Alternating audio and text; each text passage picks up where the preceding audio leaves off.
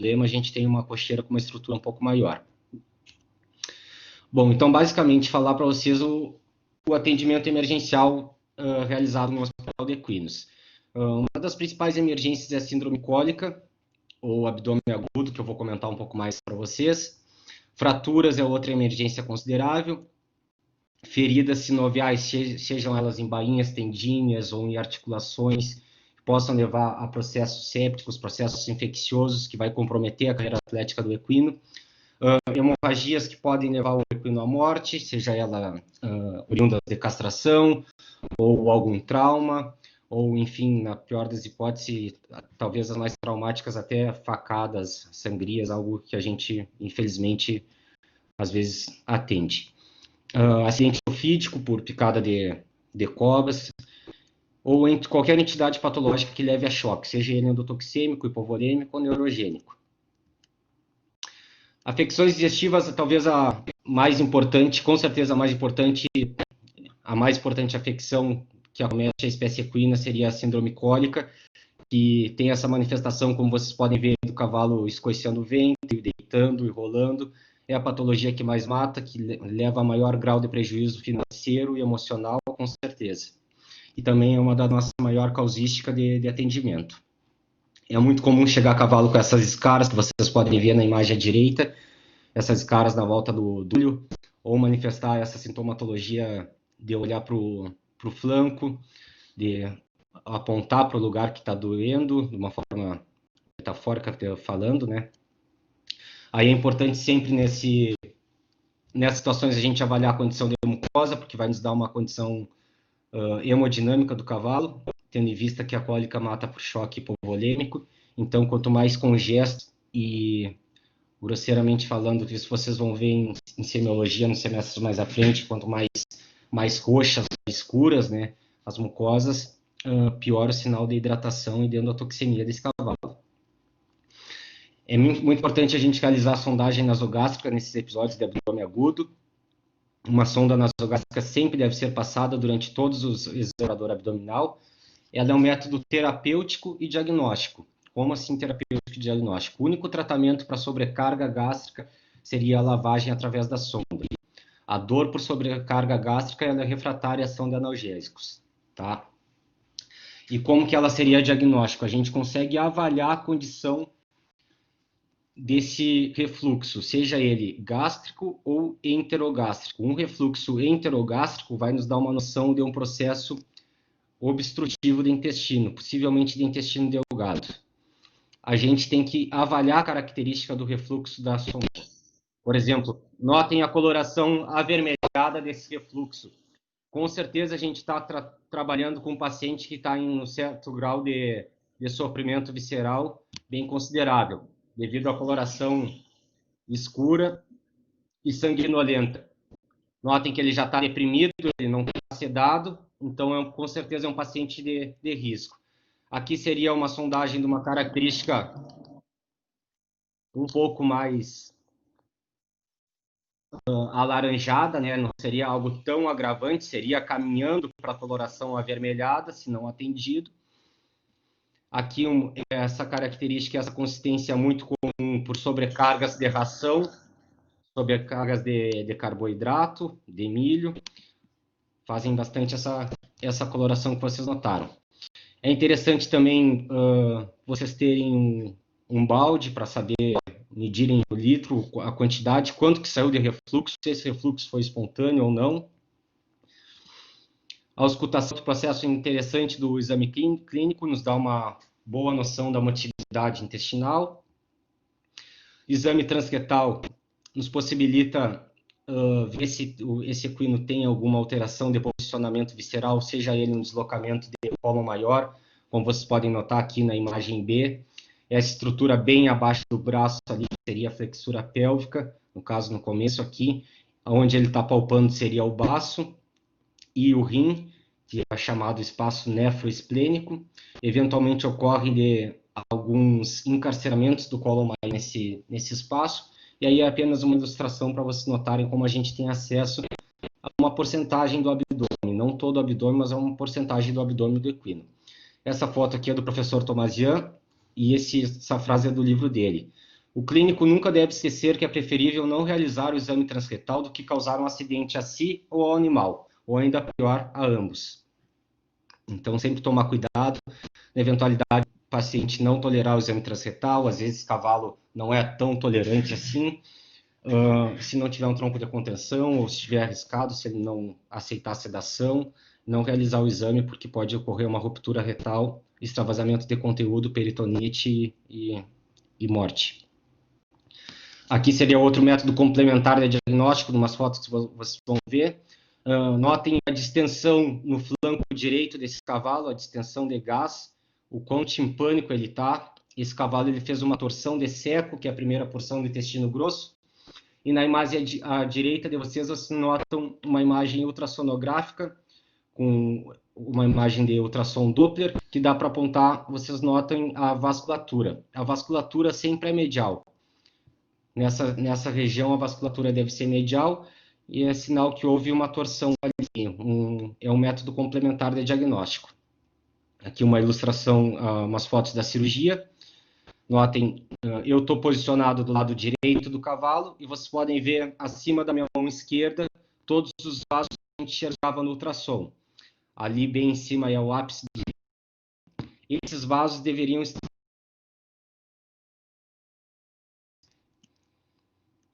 Nota de tipanismo e de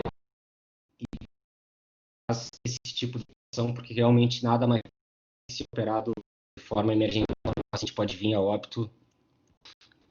Outro método complementar de diagnóstico para patologias abdominais.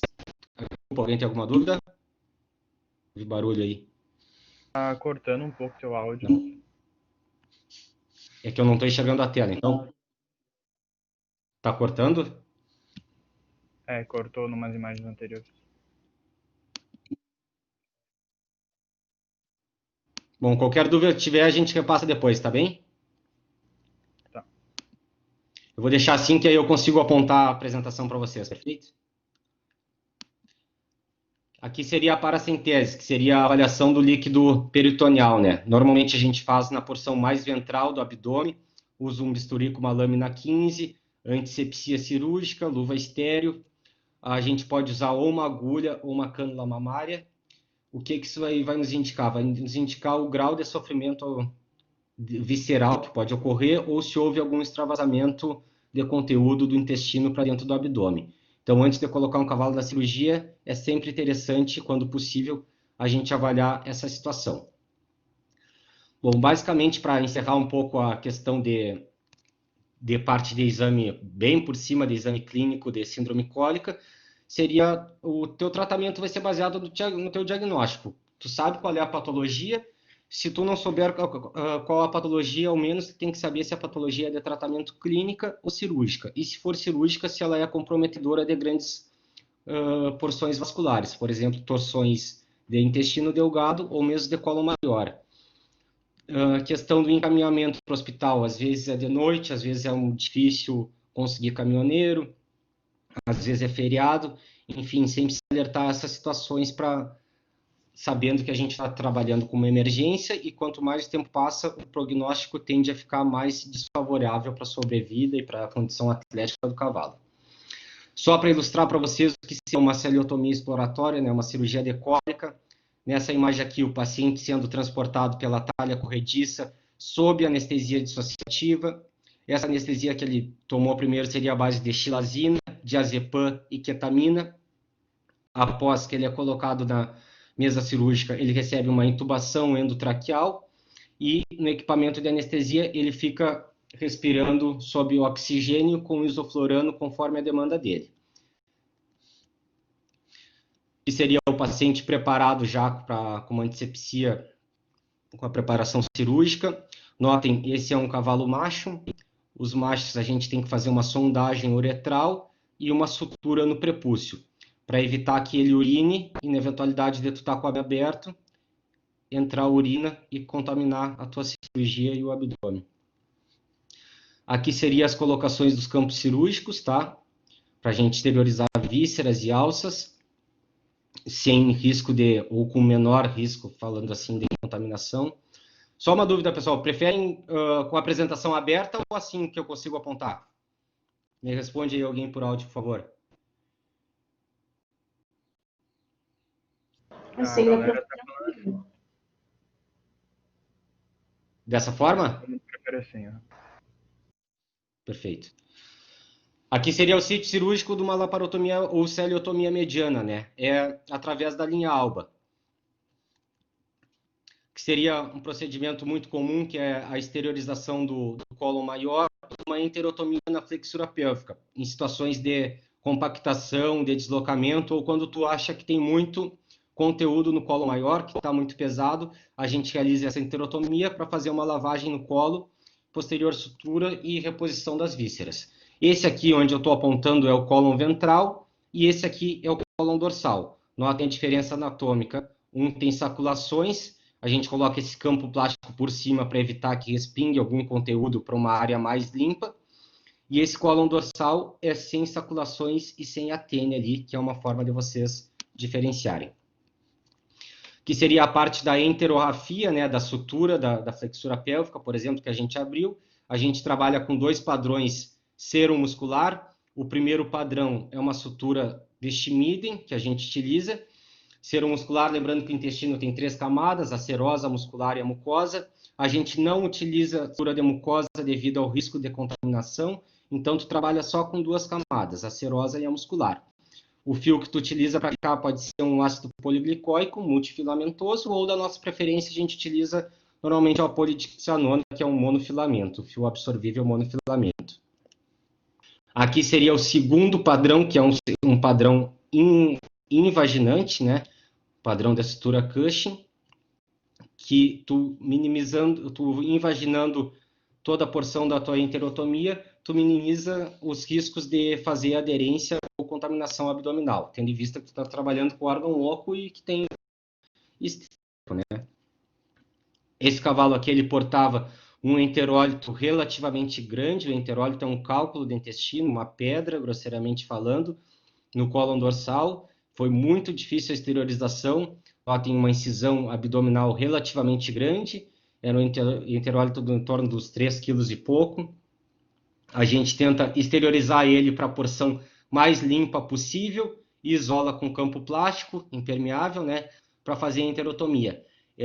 Essa patologia é muito característica por causar cólicas recorrentes, cólicas às vezes responsivas à analgesia, enquanto esse enterólito realmente ele não tranca numa porção do intestino. Às vezes o cavalo até convive com ele, dependendo da situação, vai ter algum grau leve de cólica, algum desconforto que vai passar por analgesia. A partir do momento que ele tranca, que ele faz a obstrução total, nada mais passa e ele tem que ser operado às pressas, porque senão corre o risco de ruptura. A enterotomia, que seria o corte, a gente realiza na borda antimesentérica, né? Ali seria o mesentérico, isso aqui é a borda antimesentérica. Aqui tem um vídeo, não é o mesmo cavalo, mas é um vídeo para ilustrar.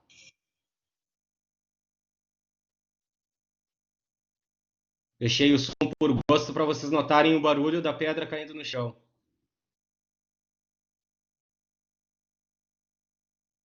Foi um cavalo crioulo de em torno de 6 anos de idade.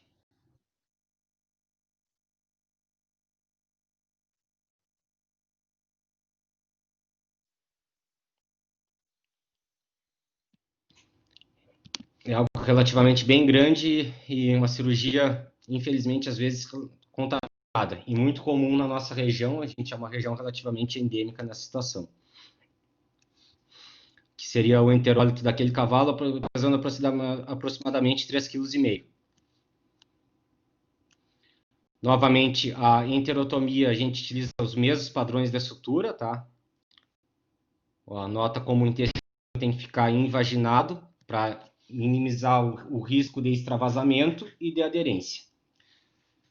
Que seria o último padrão, que é o padrão de Cushing, que é o que a gente costuma utilizar. Bom, aqui seria a celiorrafia, né, que seria a sutura da parede abdominal, que a gente começa suturando pela linha alba. O que é a linha alba? A linha alba é a união, a aponeurose da musculatura abdominal, né, oblíquo abdominal externo, oblíquo abdominal interno e transverso e reto do abdômen. é a linha alba ou linha branca. A gente isola a gordura reto-abdominal, utiliza um fio de calibre 6, um ácido poliglicólico multifilamentoso de calibre 6, e a sutura vai normalmente conforme a preferência do cirurgião. A gente utiliza um padrão simples contínuo. Pois a pele suturada, a gente antes aqui não tem uma foto, mas a gente faz uma redução do espaço morto, que seria uma sutura do subcutâneo, né? Reduzindo o espaço morto, a gente também tem menor chance de infecção incisional, de produção de seroma. E aqui se paciente na recuperação anestésica, né? A gente prende ele pela cabeça e pela cola e fecha a porta, um fica de cada lado, esperando o paciente acordar da anestesia. Bom, abrangendo um pouco agora, a gente vai falar um pouquinho da parte de medicina esportiva, tá? Que seria a parte de doenças musculoesqueléticas e patologias respiratórias também que acometem esses cavalos das mais diversas modalidades, seja cavalo de cavalo crioulo, hipismo, corrida, rédea, tambor.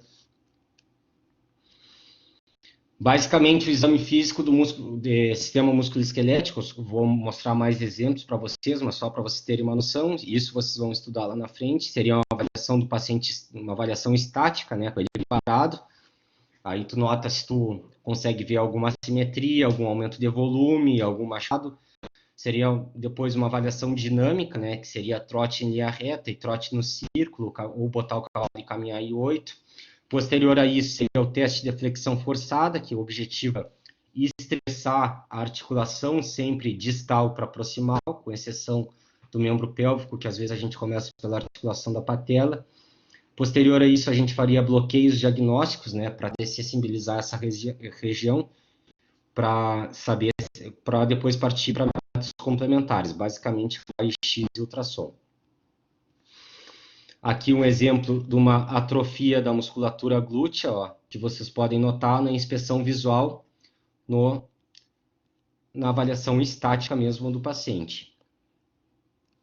Aqui um exemplo de um acidente também que vocês vão notar no exame clínico de vocês, um acidente com prego, e a gente sempre tem que tomar cuidado que abaixo disso tem estruturas importantes, tem osso navicular, tem bursa do navicular, tem tendão flexor digital profundo, tem líquido sinovial, né, comunicação com estruturas sinoviais que podem levar a artrites infecciosas ou a contaminações bem sérias, resultando em prognósticos muito desfavoráveis para a condição atlética do cavalo. Aqui é um exemplo de uma radiografia, um cavalo que cravou um prego na sola do casco. Esse aqui é o osso navicular, aqui é a primeira falange, aqui seria a terceira falange, aqui é a falange média, a falange aqui é a primeira. Aqui o tendão flexor digital profundo se inseria na apófise semilunar da terceira falange, entre o osso navicular, passando pelo osso navicular. E todas essas estruturas aqui, como vocês podem ver na próxima ilustração, são estruturas sinoviais. Notem que não houve, isso aqui se chama radiografia contrastada, não houve extravasamento das bursas ou da bainha do flexor digital profundo, indicando que esse prego não atingiu nenhuma estrutura sinovial. Sim, espero que tenham entendido. Aqui um corte de arame, vocês podem notar na região também que vai passar o tendão flexor digital profundo, superficial, que, embora corta a pele, logo abaixo da pele do subcutâneo vai ter bainha tendínea e corre o risco de fazer contaminações. Essa égua tinha um grau de claudicação muito severo, ela foi para a radiografia não apresentava nada de muito exacerbado, vocês podem notar, para o grau de claudicação dela, nada comparado à fratura, nada comparado à luxação. Realmente, no exame de ultrassom, isso aqui seria a bainha do tendão repleta de líquido contaminado. Essa égua fez uma tendocinovite séptica, e realmente a dor é muito severa, e tem que ser tratada também com uma antibioticoterapia sistêmica, umas perfusões regionais, algumas lavagens de bainhas, entre outras. Sempre que possível, fazendo cultura e antibiograma do líquido sinovial, para você saber com qual agente vocês estão estão trabalhando, se tem resistência antimicrobiana ou não, para entrar com o antibiótico certo. Aqui, por exemplo, um caso de efusão da articulação do recesso medial da articulação femorotibial patelar. Notem um aumento do volume, isso aqui é a região da coxa por dentro do cavalo, né? Esse aumento de volume pode indicar um processo de artrite para vocês, ou algum processo de dor, isso aqui se chama efusão sinovial, que pode direcionar ou nortear vocês no diagnóstico das lesões músculo-esqueléticas, tendo em vista que ele não vai dizer para a gente onde é que está doendo. Aqui a mesma situação, só que o recesso dorsal da mesma articulação, notem o aumento de volume, tudo com uma expressão visual e com palpação você consegue identificar. Aqui seria a articulação do jarrete ou articulação do tarso, do curvilhão, muito comum também, um grau de efusão bem elevado, que pode nortear bastante no diagnóstico de vocês. Aqui é um exemplo da nossa pista do exame de claudicação. A gente normalmente faz o exame ao passo, ao trote em linha reta. Essa situação aqui é um cavalo troteando na guia, no círculo. Ele está manco da mão direita. Notem que ele vai ter uma elevação da cabeça a partir do momento de apoio da mão direita no solo. Notem que há uma claudicação, talvez grau 2 para 3, de 1 a 5. Um cavalo que a gente atendeu semana passada. Algumas claudicações são exacerbadas nos círculos, outras claudicações são exacerbadas em linha reta. É sempre bom colocar o cavalo no círculo, em linha reta, em piso macio, em piso duro, para vocês verem aonde que vai exacerbar mais a claudicação dele, para vocês identificarem o membro. Ponto. A partir do momento que eu sei que ele está manco da mão direita, a gente passa para, por exemplo, pode ser feito o teste de flexão forçada da articulação interfalangiana distal, pega a interfalangiana proximal aqui, e metacarpofalangiana, que foi o que a gente fez. Qual o objetivo desse teste? Esse teste tem o objetivo de vocês estressar essa articulação, e se for positivo, se realmente for essas articulações envolvidas, ele vai exacerbar o grau de claudicação dele. Como vocês podem ver nessa situação, ele exacerbou a claudicação após a flexão.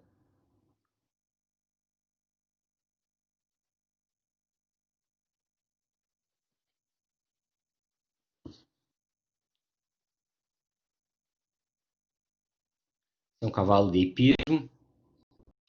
Eventualmente, eles têm problemas ortopédicos. É algo bastante da rotina de cavalo atleta, essas dores. Então, a partir do momento que ele foi positivo à flexão, a gente passa para o bloqueio diagnóstico. Basicamente, os bloqueios são sempre distais para proximais. A gente começa, por exemplo, com bloqueio digital palmar, como vocês podem notar aqui, a inervação sempre é veia, artéria e nervo. Dessensibilizando, a gente ingere anestésico local aqui, em torno de 1 ml para cada nervo digital palmar medial e lateral e medial. Espera 5 minutos e inspeciona ele novamente. Se a claudicação diminuir, é porque a gente dessensibilizou essa região aqui dos talões, por exemplo, a gente pode saber que a dor é oriunda daqui. A gente nunca deve realizar bloqueios diagnósticos em suspeitas de fraturas. Por quê? Em suspeitas de fraturas pode dessensibilizar a articulação, e aí se o cavalo dessensibilizar a região, e aí se o cavalo não tem uma fratura completa, ele pode apoiar o peso por estar sem dor, ou com um grau menor de dor, e fazer uma fratura completa. Aqui é um exemplo também de bloqueio intraarticular. Essa aqui é a articulação interfalangiana distal. Normalmente o acesso é mais ou menos 1 centímetro acima da coroa, medial ou lateral ao processo extensor da terceira falange. Ou também tem gente que gosta de fazer bem acima do processo extensor no recesso dorsal. Notem o líquido sinovial desse cavalo. Esse líquido deveria ser mais viscoso, está muito aguado. Isso aqui significa que a viscosidade está muito baixa, possivelmente ele tenha um processo inflamatório da articulação do casco. E a gente pode dessensibilizar isso para diagnóstico injetando soluções anestésicas, lidocaína, mepicaína, enfim. também é utilizado esses acessos para algumas administrações de drogas, seja ela antibióticos ou anti-inflamatórios. Aqui eu gostaria de exemplificar outra emergência relativamente comum que a gente atende na rotina do Hospital de Equinos, que seria a fratura, né? Notem uma fratura cominutiva de segunda falange. Essa aqui era uma égua crioula. Realizou essa fratura, grosseiramente falando, o osso quase explodiu. Essa égua teve que passar por um procedimento cirúrgico. Aqui são umas imagens oblíquas. Notem aqui, já está com a pinça, possivelmente ela já está na mesa operatória. Uma radiografia lateromedial. Aqui seria o osso sesamoide. Aqui o metacarpo, que é a primeira falange, segunda falange, terceira falange, e o sesamoide distal, o osso navicular. Bom, a técnica utilizada para essa égua foi fazer uma artrodese da articulação interfalangiana proximal. O que seria uma artrodese? Uma artrodese, a gente iria fazer uma incisão em T aqui, uma divulsão. A gente iria abrir a articulação, toda a articulação, tirar a cápsula articular para literalmente fusionar essa articulação, ela ficar sem movimento e assim também estabilizando a fratura com placa e com parafuso. Aqui já tem uma pinça estabilizando a fratura. A gente já fez uns furos com a broca para aumentar a fusão da primeira com a segunda falange. Colocação das placas. Os parafusos de bloqueio. Notem que o tendão extensor digital comum, que se insere no processo extensor da terceira falange, foi seccionado numa situação triangular, para depois ele ser suturado e a gente cobrir essas placas. Aqui seria a sutura do tendão posterior à osteossíntese, né? Umas radiografias do procedimento transoperatório. Notem que ainda tem espaço articular aqui. Vou mostrar umas radiografias mais adiante para vocês, que esse espaço articular vai sumir porque a articulação foi fusionada literalmente. Depois, redução do espaço morto. Sutura da pele. Aqui a égua em torno de uns 3, 4 dias depois da cirurgia. Óbvio que ela está com gesso ainda, mas relativamente caminhando bem para o procedimento que foi.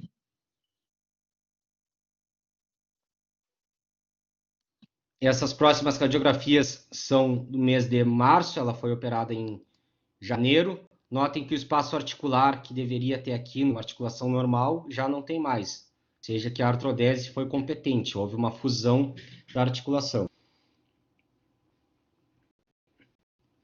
Bom, outra solicitação que a gente recebe bastante seria a questão de videoendoscopia, né? Normalmente ela serve para diagnósticos de patologias do trato respiratório ou patologias do trato digestivo. A gente trabalha normalmente entre dois. Um operador fica introduzindo o endoscópio, o outro operador fica manipulando aqui enquanto a imagem sai no computador ou na tela da televisão. Aqui é uma situação de um cavalo que teve obstrução esofágica, ele estava com dificuldade de engolir, estava com salivação contínua e o veterinário solicitou um exame endoscópico do trato digestivo. Quando a gente chegou no esôfago, a gente viu essa massa de capim que fez uma obstrução. Através do canal de trabalho do endoscópio, a gente começou a desfazer essa massa, toda essa obstrução. Um trabalho muito demorado, com paciente em estação, na propriedade mesmo, sem anestesia geral, apenas sedação. Trabalho minucioso. Notem como é demorado, o pouco de capim que a gente pega aos poucos, mas pelo menos foi eficiente. Basicamente foi esse o processo. Tem outro macete que é de colocar 2 sondas nasogástricas, uma mais calibrosa e uma menos calibrosa, e ir lavando e tirando esse excesso de capim aos poucos. Tu nunca pode sondar e empurrar esse corpo estranho sem saber o que é, né? Então é interessante o exame de videoendoscopia para te dar um norte. Assim como pode ser capim, pode ser madeira, pode ser um caroço de alguma fruta, algo mais grave. A gente fez, posterior a isso, uma radiografia contrastada, né, com de bário, para ver se não tinha nenhuma estenose esofágica, algo do tipo. Vocês notem, aqui seria a traqueia, aqui a coluna cervical, aqui ó, a sonda nasogástrica, depositando o contraste, né?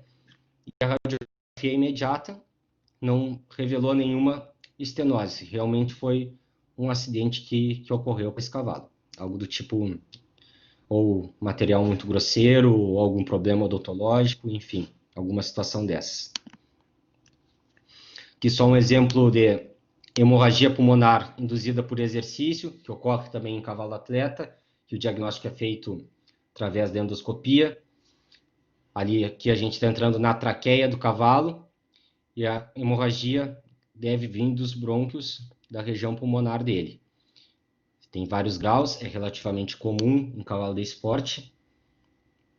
Tem um certo grau de hemiplegia laringiana leve. O equipamento de endoscopia é muito bom para essas situações. Acho que é outro exemplo. Aqui seria a carina, né, que é a divisão do pulmonar para os brônquios. Não sei se tu quer... Desculpa. Quinta-feira tem a outra aula, né, dessas. De endoscopia? Tá? É só... Tá, tu vai agora. Tem alguém com um áudio aberto, acho. E agora tu tá vindo e tu tá meio mal, Tá assim? parecendo que Maria Fernanda tá com o áudio ligado. Não sei se ela tá Não, escutando tu a tá- gente falar. Tu não... Eu vou aguardar e desligar o áudio e... Tá, eu consegui desativar o áudio dela. Deu? Bom, aqui é uma situação de... Já dando continuidade para o final, pessoal, aqui é uma situação de asma, antigamente chamada de DPOC, que é a doença pulmonar obstrutiva crônica, ou de ORVA, que é a obstrução recorrente das vias aéreas, que é realmente uma situação de alergia, que o cavalo deposita muito muco na região da traqueia, e isso aí faz uma dificuldade respiratória. Isso aí pode ser algum alérgeno, alguma situação da cama, do feno, da alfafa, e ocorre muita queda de desempenho. É outra patologia relativamente comum do trato respiratório de cavalos atletas. Aqui uma endoscopia um pouco mais anterior.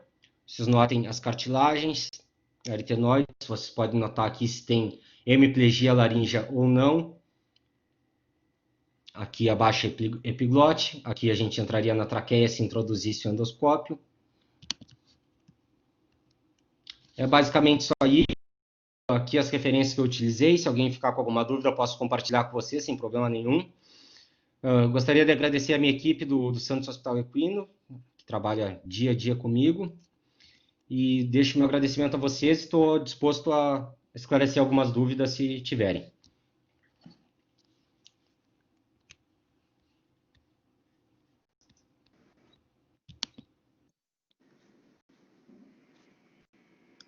Vinícius? Eu não vi nada, desculpa, eu não vi nada das perguntas, pessoal, que eu estava sem enxergar a tela. Então, quem tiver digitado pergunta aí que quiser fazer, pode repetir, Fernando, por favor. Fernando, tu pode ir ali naquele balãozinho que tem 69 notificações, não sei se tu consegue ver. É nesse aí mesmo. Uhum. 70 agora. Na esquerda. Tá, À esquerda tô de onde dentro. tu clicou. Uhum. À esquerda, tá, perdão. Isso. Vinícius? Tá em todos. Oi, Sara. Eco? Tudo bom? Boa tarde. Boa tarde. Quero aproveitar, Fernando, boa tarde, tudo bom? Muito obrigada. Oi, Márcia, boa tarde, tudo bem? Tudo bem contigo. Muito obrigada por tu teres aceito o convite aí da gurizada, tá? Eu agradeço. Muito obrigado. Por tu teres, né, tirado um pouco do teu tempo para estar aqui com o pessoal. Então, Capaz. quero te parabenizar pela palestra, consegui chegar a tempo de conseguir olhar um pouco do que tu estava passando para eles aqui. E sempre é muito bom, né, trazer um pouquinho do que é a rotina de vocês, inclusive por ser um hospital, né, de referência na área de equinos. Então, muito obrigada por tu poder, né, ter contribuído aí um pouco com o conhecimento da gurizada. Só queria te agradecer mesmo. Eu que agradeço, Márcia. Espero que tenham gostado. Imagina, imagina. Muito obrigada mesmo.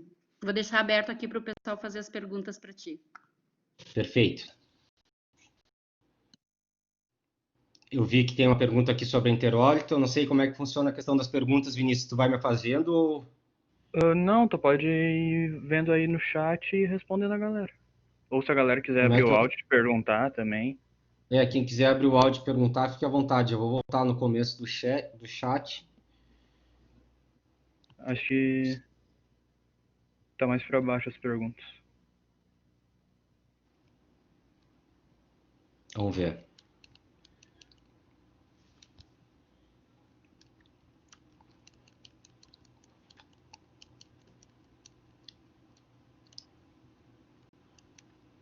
Última imagem ali eu vi que falaram que se cortou algo do tipo.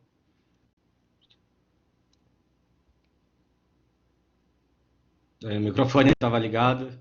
É. Na traqueia tinha sangue, Carmen. Carmen, sim, tinha sangue na traqueia.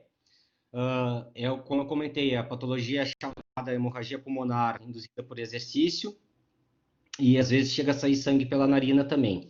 É muito comum em cavalo de corrida e cavalo, quase todos os cavalos, mas cavalo por sangue de corrida é relativamente comum. O endoscópio serve como método complementar de diagnóstico de imagem, né?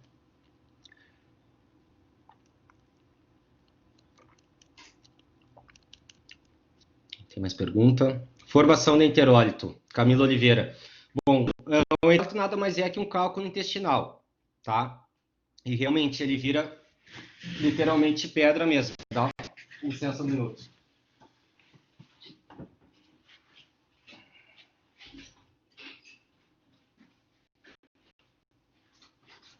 Eu tenho um exemplo do enterólito para vocês. É literalmente uma pedra. Esse aqui é relativamente pequeno, tá? Tem enterólitos muito maiores. E eu vou até na mesa aqui, dá para escutar. É uma mineralização que ocorre no trato intestinal, sempre no intestino grosso. Normalmente é magnésio e estruvita, ou alguns minerais dessa situação, associada às vezes a dietas muito proteicas, falta de fibra e trânsito intestinal.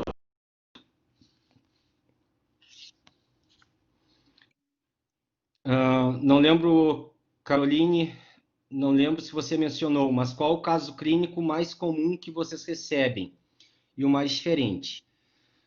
Bom, todo hospital basicamente é direcionado em duas vertentes, que seriam a vertente de medicina esportiva, que seria basicamente a questão de desempenho do cavalo, de performance atlética, de minimizar as dores ou a queda de desempenho, seja por patologias musculoesqueléticas ou respiratórias. Essa seria uma vertente muito grande. Aí seria basicamente bastante exame clínico de sistema locomotor, bastante avaliação de cavalo trabalhando, bastante avaliação do cavalo para ver se está claudicando ou não. De outra situação relativamente muito comum, patologias gastroentéricas, né, a síndrome cólica. O mais diferente seria, olha, fraturas não é tão comum, fraturas de ossos longos, mas parece uma forma simples falando, muita bruxaria no hospital, aparece de tudo, que onde tem que aparecer coisa estranha e diferente é aqui, por incrível que pareça. A gente, como eu comentei, eu já cheguei a atender cavalo que recebeu até situações de acidente com faca até. Medicamentos não dissolvem isso, deve ser referente ao enterólito, confere? Não dissolve. A única resolução, quando ele faz uma obstrução, seria o tratamento cirúrgico mesmo, a celeotomia exploratória. Camila Cardoso, a cirurgia de remoção do enterólito tem grande chance de sucesso ou o animal pode vir a óbito mesmo assim? Sim, Camila, tem grandes chances de sucesso. A gente tem um índice de sucesso relativamente alto nessa situação. O que ocorre? Depende do grau que o cavalo chega para nós, que o cavalo chega para a cirurgia. Ele tem que estar apto, tem que ter condições sistêmicas de ir para a cirurgia. Essas condições sistêmicas, o que seriam? Questão de hidratação, questão de endotoxemia, quanto tempo ele está com cólica, tem cavalo que chega com um dia com cólica, tem cavalo que chega com uma semana. Questão de enterólito. Enterólito leva a ruptura do intestino se não operado. O cavalo que chega com o intestino rompido, com fezes no abdômen, infelizmente não tem que fazer, ou tem que fazer muito pouco. Então, basicamente isso. O prognóstico é relativamente bom, mas depende da condição que o cavalo chega. Lara, quais são a maioria das atividades praticadas pelos cavalos que aparecem na clínica? Bom, a gente trabalha num clube que as provas são hipismo e adestramento, mas a gente atende cavalos de todas as modalidades esportivas. Basicamente, seria hipismo, cavalos de salto, adestramento, cavalo crioulo, seja ele de laço ou de provas de freio, né? Que é muito comum. O manga larga marchador, é outra raça que a gente atende, e quarto de milha. Basicamente, seria essa aí as modalidades esportivas e raças que a gente atende. Laura Fleck. Obrigado, Laura. A sonda nasogástrica cólica seria para aliviar a pressão e diminuir a dor? Sim, seria para aliviar a pressão e diminuir a dor. Basicamente porque o cavalo não vomita, né? O estômago do cavalo é relativamente pequeno para a capacidade dele. Então, na entrada do estômago tem uma musculatura esofágica ali no cárdia, né, que impede o vômito. Às vezes ocorre em situações muito extremas de dilatações gástricas muito severas de ocorrer refluxo gástrico espontâneo. Só que é muito difícil disso acontecer. O que ocorre se o cavalo não é sondado, ocorre ruptura de estômago e aí contaminação do abdômen e, infelizmente, peritonite e morte. Diane, o que causa cólica? Alimentação inadequada? Bom, é uma grande... Dá para a gente passar a tarde discutindo isso. Mas vou tentar resumir para vocês. Multifatorial, eu diria. A cólica é multifatorial. O que ocorre? O cavalo foi feito basicamente para ficar 75% do dia comendo pasto solto no campo. Basicamente isso. A gente, por necessidade, a gente coloca na cocheira, oferta grão, às vezes reduz a quantidade de pasto. Isso sim, fatores predisponentes para cólica, né? Ele tem muito tempo assim até se alimentar novamente. O cavalo normalmente gosta de se alimentar de uma forma mais frequente. Essas medidas podem ser prevenidas, com certeza, né? Num manejo intensivo racional, com certeza pode ser. Tem situações que, infelizmente, ela vai aparecer. Cólica nada mais é que uma dor abdominal. Só que a gente tem que ver o grau. Às vezes é um leve desconforto, às vezes é uma cólica apenas de tratamento clínico, às vezes é uma cólica que exige tratamento cirúrgico.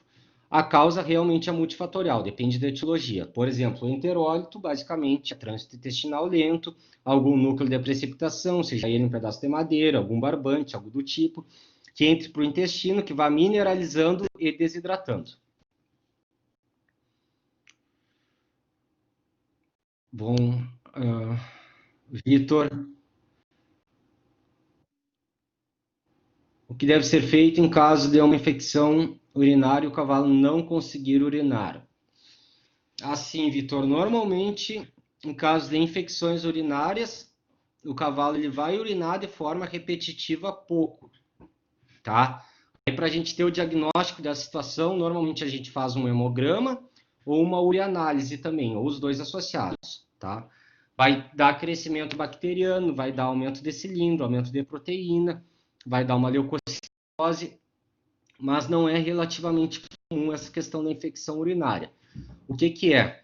Eventualmente, cavalos têm cólica gastroentéricas de sistema digestivos e a mímica, a sintomatologia apresentada por eles é de dificuldade urinária. Só que não é uma relação de cólica renal, é cólica gastroentérica. E aí, infelizmente, ocorre do pessoal administrar diurético nessas situações, sem elucidar o diagnóstico, sem ter um diagnóstico etiológico, administrando o diurético num cavalo que está aportando uma cólica digestiva, tu só vai piorar a situação, porque o cavalo já está desidratado, ele está com lume intestinal desidratado, o conteúdo intestinal dele também possivelmente vai estar desidratado, tu vai piorar o grau de desidratação dele, e como eu comentei com vocês, cólica mata por choque hipovolêmico e endotoxêmico. A hipovolemia, diminuição de sangue, o maior constituinte de sangue é água. Então, nunca administrar diurético sem tu elucidar teu diagnóstico, né? Questão da infecção urinária relativamente não é tão comum assim em comparação com dor abdominal por patologias digestivas, então a gente tem que elucidar o diagnóstico. Maria Fernanda, tá. Até a falta d'água, sim, com certeza, Maria Fernanda, pode causar. Se vocês quiserem abrir o áudio aí, fiquem à vontade também.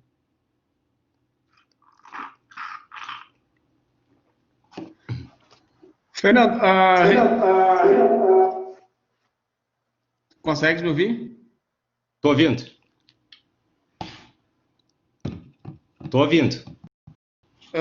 A respeito da... Boa tarde, a respeito da...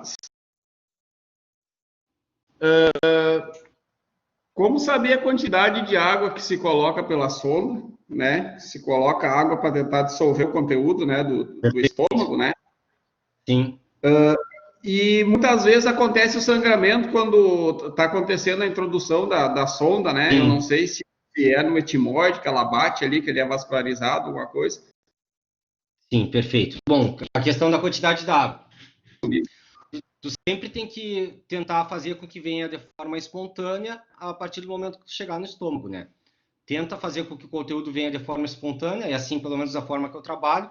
Se não vier de forma espontânea, tu liga a mangueira e basicamente tu pode estimar o que vai de água, por exemplo, contando até... Por exemplo, conta até 30, estima. Até 30 nesse fluxo de água foi tantos litros. Aí tu sabe que até 30 tu tá colocando tantos litros de água. Mas começa colocando pouco, depois começa fazendo o sifão, fazendo a sifonagem, que normalmente esse refluxo tem que ir. O que não pode acontecer? Tu não tentar fazer com que o refluxo venha de forma espontânea e ligar uma mangueira de água, por exemplo, de uma ducha, que seja uma água muito forte, e colocar e deixar por conta. Aí, realmente, se esse estômago estiver prejudicado, se esse estômago estiver muito cheio, pode sim, de uma forma iatrogênica, fazer uma ruptura de estômago, né? A questão toda do sangramento é relativamente comum. Quando eu vou sondar, eu lubrifico bem a sonda, limpo a narina, que às vezes tem areia, enfim. E sempre aviso para o proprietário ou para o tratador que o risco de sangramento ocorre, mas faz parte. Normalmente se soluciona de forma espontânea, assim. A narina é relativamente muito irrigada e às vezes ocorre algum extravasamento vascular ali e sangramentos às vezes consideráveis, mas nada que leve a muita preocupação assim. Se ocorrer sangramento, não entrar em pânico, eleva a cabeça do cavalo, coloca gelo na região da narina, logo, questão de minutos, tem que parar. Uma muito boa pergunta.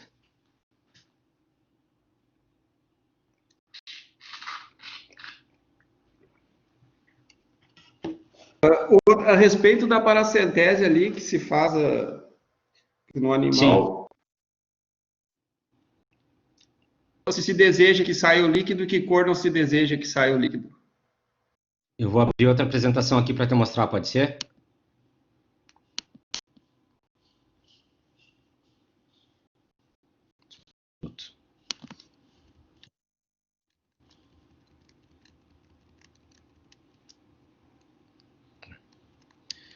Aqui seria a avaliação que tu faz da paracentese, né? Coloração, aspecto, volume, densidade, proteína, lactato. E se a punção for improduntiva também é interessante. Aqui seria uma paracentese com líquido mais sorrido. Normalmente é amarelo claro ou amarelo coloração de urina, o líquido peritoneal, tá? Se ele sair nessa questão, nesse líquido mais avermelhado, pode indicar um sangramento, algum comprometimento vascular.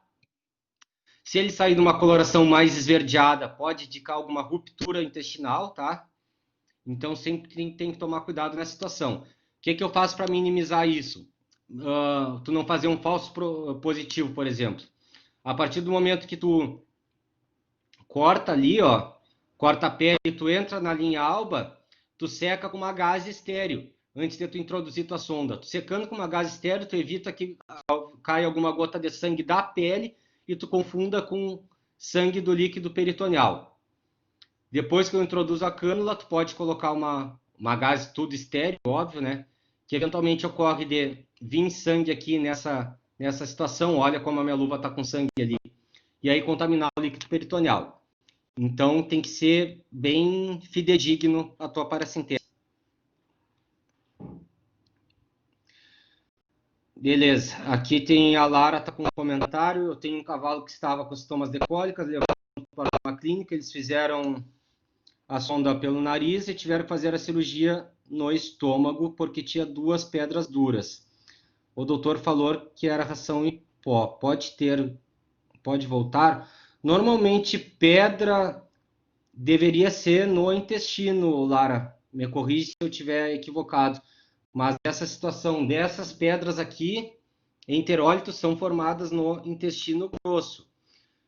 E pode voltar, pode, dependendo da alimentação que o cavalo foi metido, tudo pode ocorrer de voltar. Sempre tem o risco. O que tu pode fazer para minimizar essa questão? Deixar teu cavalo pastorear, ofertar verde volumoso de boa qualidade, fibra de boa qualidade. Poda ração, às vezes pode ser um fator que pode ajudar na mineralização também, mas eu acredito que não seja no estômago, não. Se é pedras aqui que está na minha mão, ela forma no intestino grosso. Se tu tiver uma foto e quiser mandar aí, a gente pode esclarecer melhor. Ana Carolina, no hospital vocês realizam inseminação? Não muito, Ana Carolina. A gente trabalha mais na parte de clínica e cirurgia, embora tenha uma vertente do hospital que preste serviço para fora na área de reprodução, seja ela inseminação com sêmen fresco, com sêmen congelado e transferência de embriões. A gente realiza, só que não é muito viável um cavalo ficar hospitalizado, a égua ficar hospitalizada no hospital para uma inseminação artificial. Às vezes é mais interessante levar para uma central de reprodução ou que o veterinário faça na propriedade mesmo. Mas se precisar, a gente faz.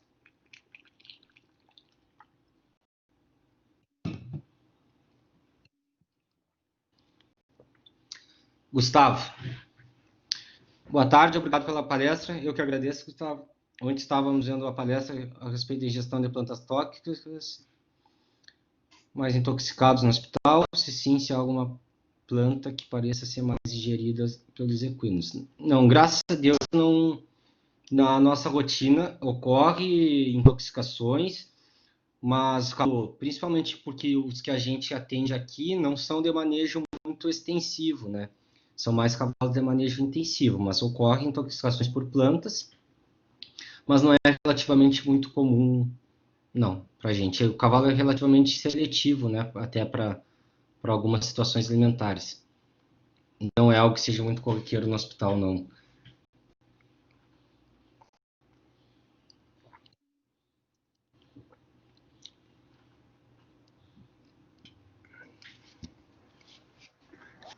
Fernando, a respeito do líquido sinovial, o que faz com que ele pare de ser produzido?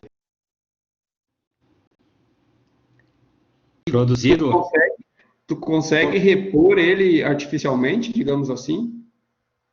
Desculpa, cortou. Tu me perguntou o que faz com que o líquido sinovial que diminua a produção de líquido sinovial, confere?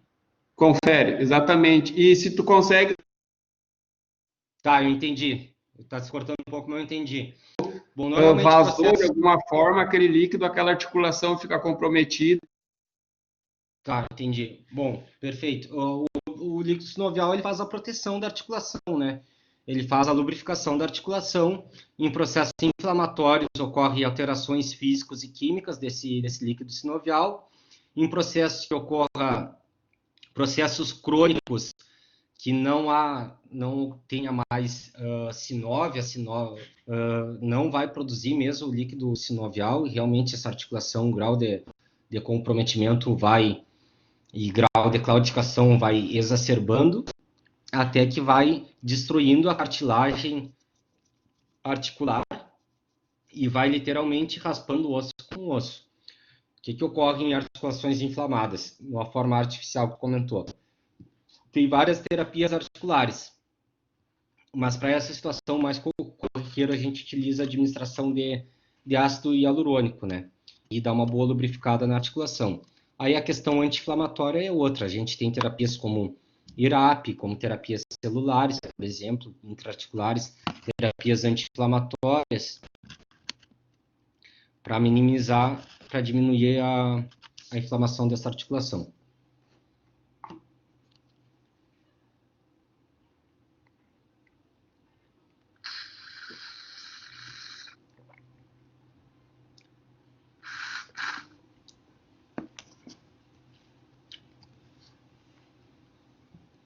Mais alguma dúvida, pessoal?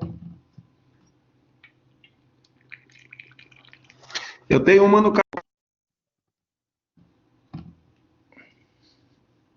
tirando Desculpa, o caso de... Não estou ouvindo, claro, repete, por favor, não ouvi. parafusar, digamos, a placa, né? Tá? Mas qual seria, assim, os casos em que tem o que tu fazer, não tem como operar, seria o local da fratura, alguma coisa assim? Ou relativamente se consegue colocar pino? A tua pergunta se cortou um pouco, eu vou repetir a pergunta e qualquer coisa tu me corrige. A tua dúvida é em quais situações que tu não pode realizar a osteossíntese, no caso, colocar placa, parafuso, essa situação seria correto? Tá. Assim, ó, de cavalos adultos e muito pesados em ossos longos, como fêmur, rádio, húmero, o prognóstico tende a ser, com certeza, muito mais desfavoráveis, né? Fraturas mais distais, carpo ou tarso para baixo, a situação tende a ser um pouco mais favorável. Mas, realmente, cavalos adultos e muito pesados, o prognóstico, às vezes, fica um pouco mais complicado. A osteossíntese em cavalo é realmente muito desafiador. Aquele caso foi um caso de sucesso, daquela égua Rosilha que eu mostrei para vocês, mas é um caso relativamente muito desafiador. Porque tu termina a cirurgia, logo o cavalo já tem recuperado a anestesia, às vezes fica 7, 8 horas numa cirurgia e na recuperação anestésica ocorre algum acidente, é algo que é bem desafiador. Mas, resumindo a tua pergunta, fraturas mais proximais em cavalos adultos e mais pesados, o prognóstico com certeza ficando mais desfavorável. Ou fraturas também que tenham exposição óssea, né? Fraturas expostas com contaminação, o prognóstico também é bem desfavorável nessa situação. Porque a tua osteossíntese tende muito a contaminar, né? Placa, parafuso, tudo.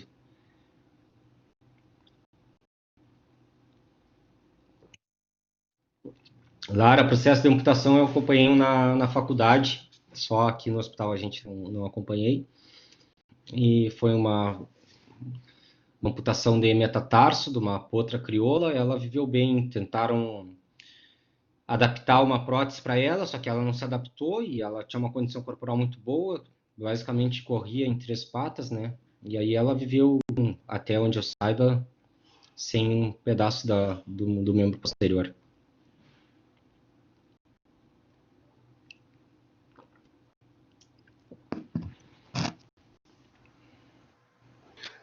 Fernando, depois que vocês operam na recuperação, por exemplo, de um animal que vocês operaram, né, colocaram um pino, tem algum procedimento que é feito pensando em o cavalo não deitar, deixar ele, de repente, mais em pé, até pelo modo que ele levanta, que ele se apoia nas patas?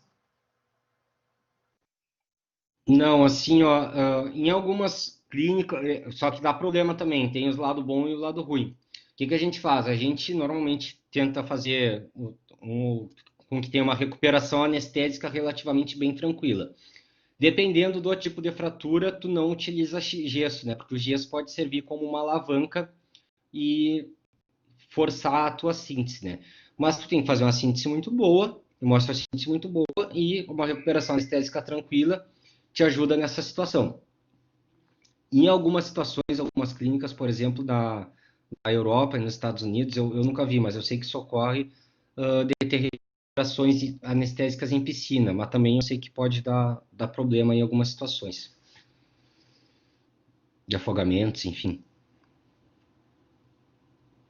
Mas o ideal é tu fazer uma recuperação anestésica relativamente tranquila. Nem sempre isso é possível, né?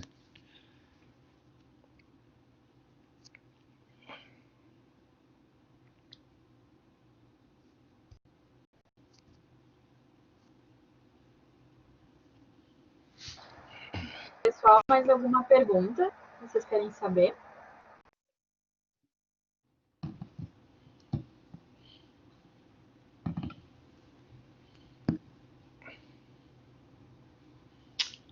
A questão da água, fisiologicamente levar a aborto, possivelmente por aumento de cortisol e inibição da progesterona, né? Que a progesterona é o hormônio que mantém a gestação. Algum grau de estresse em qualquer gestante, né? Que aumente muito cortisol, fisiologicamente, propriamente falando da questão hormonal, né? O cortisol faz inibição da progesterona, que é o hormônio que mantém a gestação. A questão da água muito gelada, normalmente os cavalos até eles não tomam água muito gelada, né? E após esforço físico, às vezes ele tá com uma hipertemia do esforço físico, né? E aí, às vezes, a água muito gelada pode levar a algum processo de cólica também, né? Então, vai ter uma vasodilatação e com água gelada, ele vai fazer uma vasoconstrição, assim, e aí pode diminuir o fluxo sanguíneo, peristalse, tudo. Mas questão propriamente de aborto, eu acredito que seja por isso, Vinícius.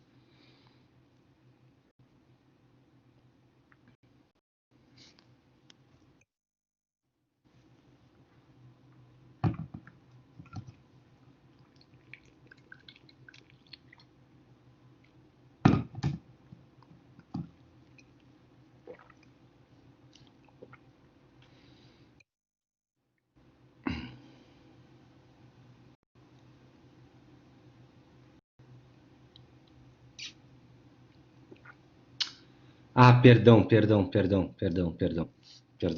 Desculpa, eu entendi mal a tua pergunta, Vinícius. Perdão. Animais que vieram a óbito por esse motivo. Desculpa, eu tinha entendido alguma questão eu tinha entendido que fosse relacionado a aborto, perdão. Eu li aborto e não óbito. Olha, não sei te responder. Talvez possa ter feito alguma cólica, algo do tipo, mas tem que ver o que levou ele a óbito, qual sintoma ele apresentou. Pode ser inúmeras as situações, né? O que ele apresentou antes do óbito. Não sei se tu estava presente, se tu pode me relatar um pouco, que aí eu posso te ajudar se ele fez alguma cólica. Pode ter sido alguma cólica, algo do tipo.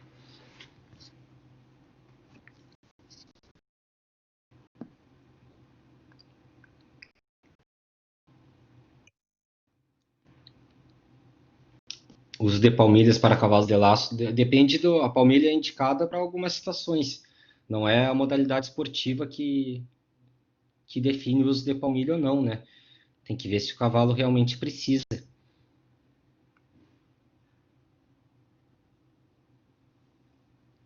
Vai ter indicação independente da modalidade esportiva se ele precisar, entendeu? Não sei se eu te respondi.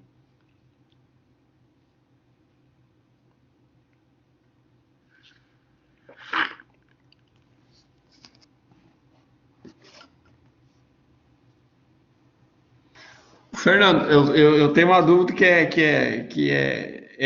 talvez seja mito ou não, mas em que momentos eu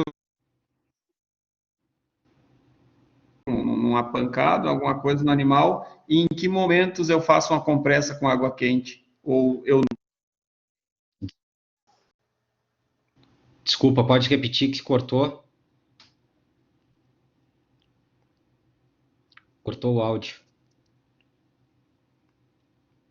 Lara, tem que inspecionar a tua égua tá manca, tem que ver o que ocorre, se tem alguma acessibilidade de solo, alguma em que questão de momento carregamento. eu utilizo, Teria que inspecionar. eu faço compressa com água quente, por exemplo, no animal, em alguma articulação, alguma coisa, e em que momento eu coloco gelo, por exemplo? Tá. Gelo é muito utilizado, a gente costuma utilizar muito em processos agudos, tá? Processos traumáticos ou inflamatórios agudos. E principalmente gelo, a crioterapia é muito utilizada na questão da laminite também, da questão do aguamento. A questão do calor, a gente utiliza em algumas situações que tu queira acelerar algum processo inflamatório, por exemplo, um abscesso, algo do tipo, algo que tu queira fazer vasodilatação. O gelo tu usa quando tu quer fazer vasoconstrição. Só que hoje, com o advento da equinocultura moderna, gelo nos membros, a gente costuma utilizar para diminuir o metabolismo celular, tudo, em algumas situações que tu pode ter algum processo inflamatório. Questão de compressas e de gelo, a gente no hospital a gente terceiriza um serviço de fisioterapia veterinária, que é feito por uma colega que vem, que ela tem uns equipamentos de laser, de ozonoterapia, de shockwave, um monte de equipamento de fisioterapia que ela utiliza nessa questão de cavalos atletas. Então, normalmente essa questão fica um pouco mais com ela, assim.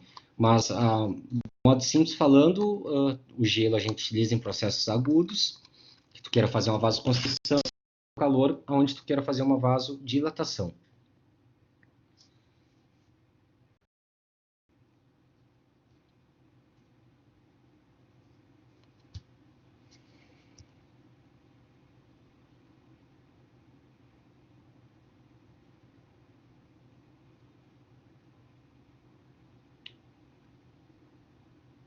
Bom, só para concluir a pergunta da Lara aqui, que tem que inspecionar por que ela sai manca, o que ocorre, pode ser problema de ligamento, pode ser problema de tendão, pode ser problema articular. Normalmente que eu indicaria chamar algum colega para fazer um exame clínico geral, fazer bloqueio se necessário, fazer métodos complementares de diagnóstico, seja o diagnóstico etiológico da manqueira da tua égua e a partir daí fazer o tratamento. Isso serve para tudo, pessoal. Sempre tentem achar o diagnóstico etiológico, sempre a causa. A cancha é a situação, não é a causa. A causa pode ser uma tendinopatia no flexor digital profundo, uma desmite no ligamento suspensor.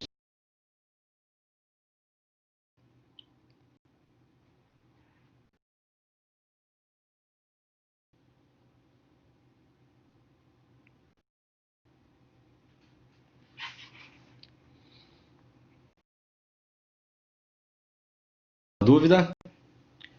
Estou à disposição aí. Fernando, poderia nos comentar um pouco sobre a rotação para corrigir aí, no caso cirúrgico? Eu sei que parece que se corta o tendão para tentar evitar. Cortou, não estou ouvindo. É nossa.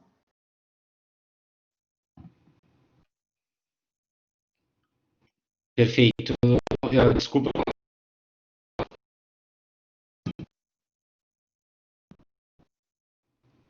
Não consegui ouvir a última pergunta, pessoal.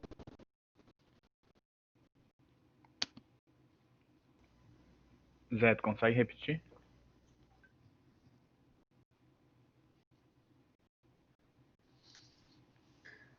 Sobre a rotação da terceira falange, eu gostaria de saber como o Fernando faz para tratar aí quando chega, as Tá. causas, né, como ele faz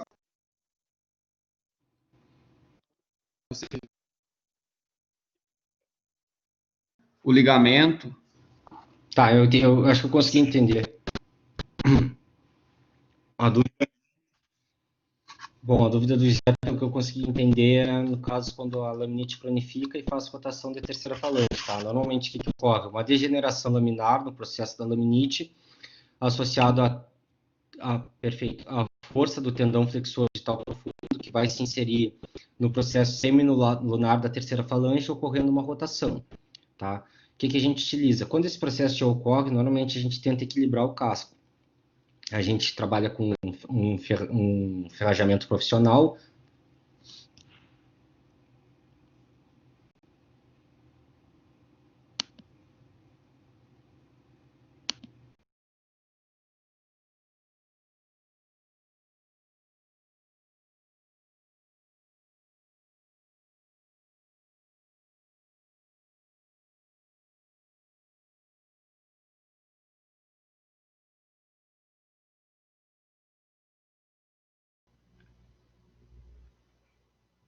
Fernando caiu, eu acho.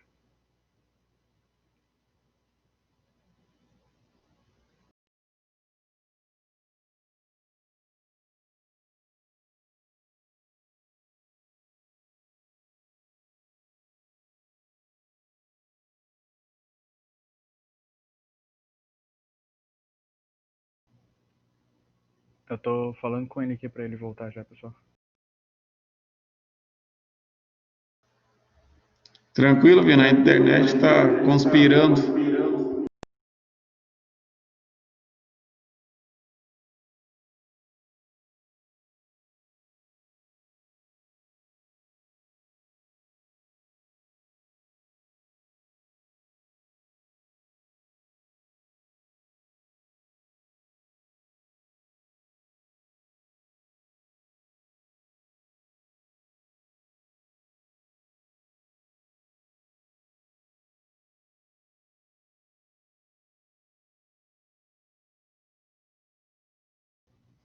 Ele tá tentando se reconectar.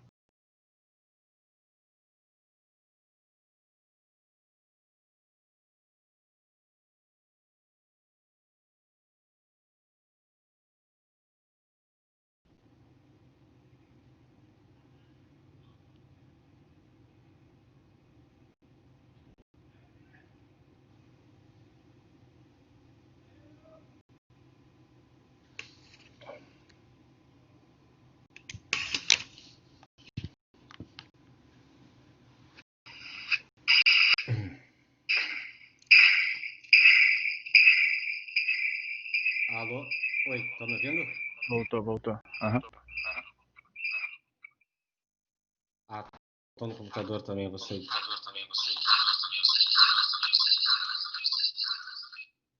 Tá, pessoal.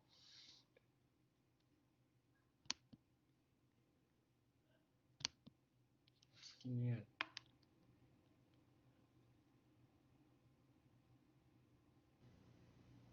Tá dando pra te ouvir, mas tu não consegue ver a tela, né? Não consigo. Tá me ouvindo? Sim. Tentar conectar no celular aqui.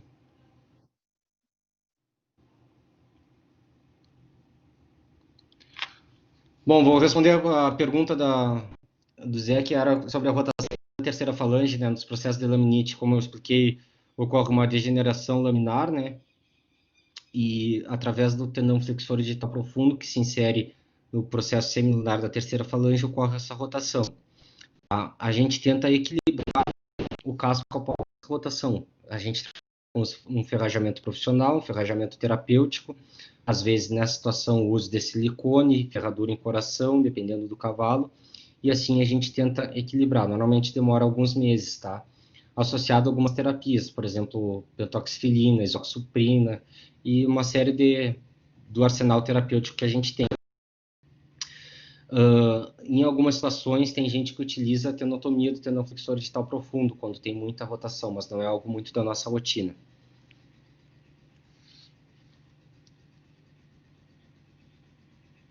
Acho que agora estou vendo.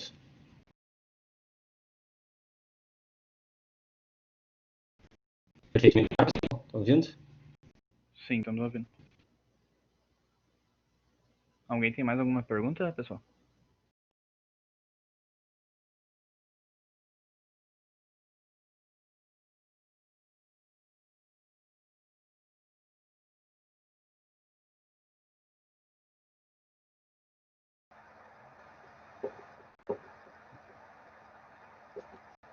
Mais perguntas, pessoal? Senão a gente encerra por hoje. Não? Então tá, a gente quer agradecer em nome do DA, todos que participaram, inclusive o palestrante. E a gente aguarda todo mundo amanhã, que vai ser a palestra sobre particularidades na odontologia de animais silvestres, tá? Até mais. Fernando, uma vez, muito obrigada, tá? Em nome do curso de Medicina Veterinária da Fevale. Muito obrigada, viu, pela tua presença aqui, a oportunidade dos alunos em conhecer mais um pouco sobre medicina de equinos. Tá bem, muito obrigado, Márcia. Desculpa, tinha caído aqui, agora eu entrei pelo Imagina. celular. Imagina, mas foi perfeito, todos conseguiram acompanhar as tuas Não sei se alguém respostas. ficou com alguma dúvida aí. Tá Eu bom. adorei a palestra, muito obrigada. Muito obrigada Queria mesmo. agradecer.